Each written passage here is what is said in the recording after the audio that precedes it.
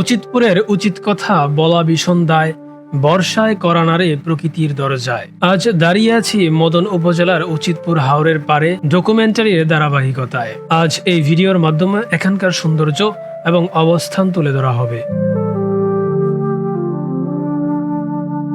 নৈসর্গিক প্রাকৃতিক সৌন্দর্য আর বিস্ময়ের এক মোহময় মিলন মেলা, এটাই হচ্ছে নেত্রকোনার মদন উপজেলার উচিতপুর হাওর। স্থানীয়রা একে ভালোবেসে ডাকে মিনি কক্সবাজার নামে। কেউ বলে স্বপ্নের জলরঙে আঁকা এক গ্রাম, আবার কেউ বলে প্রকৃতির আপন হাতে সাজানো এক অপার বিস্ময়। এই উচিতপুর হাওর মদন উপজেলা শহর থেকে মাত্র 3 কিলোমিটার দূরে। গ্রীষ্মকালে এখানকার পরিবেশ শান্ত, স্নিগ্ধ আর ধূসর, আর বর্ষায় এই জায়গা হয়ে ওঠে এক জলে মোড়া রাজ্য। চারদিক পানিতে টুইটুম্বুর, ঢেউ খেলে যায় দিগন্ত জোড়া জলরাশিতে। ঠিক যেন মনে হয় এক ছোট্ট কক্সবাজার। তবে এতে নেই কোনো কোলাহল, আছে প্রকৃতির বাতাস, শান্ত, স্নিগ্ধ এবং প্রাকৃতিক নিঃশব্দ সৌন্দর্যের পরিবেশ। হাওরের মাঝখানে দাঁড়িয়ে মনে হয় যেন আকাশ আর হাওরের পানি মিলেমিশে একাকার হয়ে গেছে।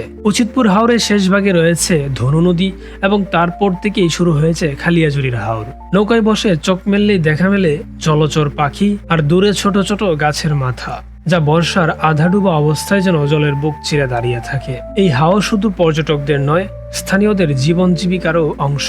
বর্ষায় যখন ধান কাটা শেষ, তখন এলাকার মানুষজন নৌকা ভ্রমণের আয়োজন করে। চলতি নৌকায় দোকান নিয়ে বসে মাছ, ডাব, পিঠা আর চা বিস্কুট ইত্যাদির।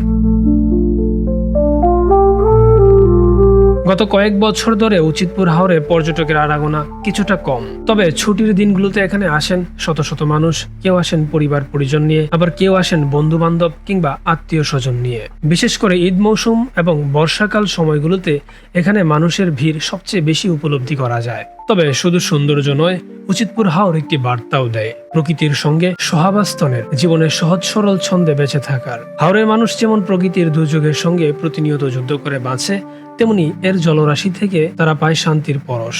আপনারা যারা এখানে বাইকে আসবেন, তাদের বাইক রাখার জন্য সুব্যবস্থা রয়েছে এবং এখান থেকে নৌকো ভাড়া করারও সুব্যবস্থা রয়েছে। ঘাটে কিছুক্ষণ দাঁড়ালেই দর কষাকষির মাধ্যমে আপনারা নৌকো ভাড়া করে নিতে পারবেন। যদি আপনার কখনো ক্লান্তি লাগে, শহরের কোলাহল থেকে মুক্তি চান, তবে চলে আসতে পারেন উচিতপুর হাওরে। জলের ঢেউ, মেঘের ছায়া আর গ্রামের সরল মানুষের হাসি আপনার মনটাকে ছুঁয়ে দেবে নিঃসন্দেহে। উচিতপুর হাওর শুধু একটি জায়গা নয়, এটা এক অনুভব এবং জীবন্ত কবিতা।